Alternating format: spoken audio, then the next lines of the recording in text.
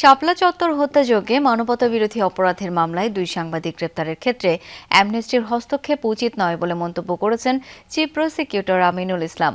দুপুরে সংবাদ সম্মেলনে তিনি এই মন্তব্য করেন। সাংবাদিকদের প্রশ্নের জবাবে আমিনুল ইসলাম বলেন, দল হিসেবে আওয়ামী লীগের বিরুদ্ধে তদন্তের বিষয়ে তার কাছে কোনো তথ্য নেই। চিফ প্রসিকিউটর আরও বলেন, জুলাই আন্দোলনে মানবতাবিরোধী অপরাধের ৩১ মামলার তদন্ত শেষ পর্যায়ে। সাগররুনি হত্যা মামলার তদন্ত প্রতিবেদন দাখিলের প্রসঙ্গ টেনে বলেন, এত বছরেও সাগররুনির তদন্ত শেষ না হওয়া দুঃখজনক। চিফ প্রসিকিউটর বলেন, ট্রাইব্যুনালে যোগ দেওয়ার পর ৭টি মামলা পুনরায় তদন্তে পাঠিয়েছেন তিনি, যেগুলো ঈদের পর অভিযোগপত্র দাখিল করা হবে।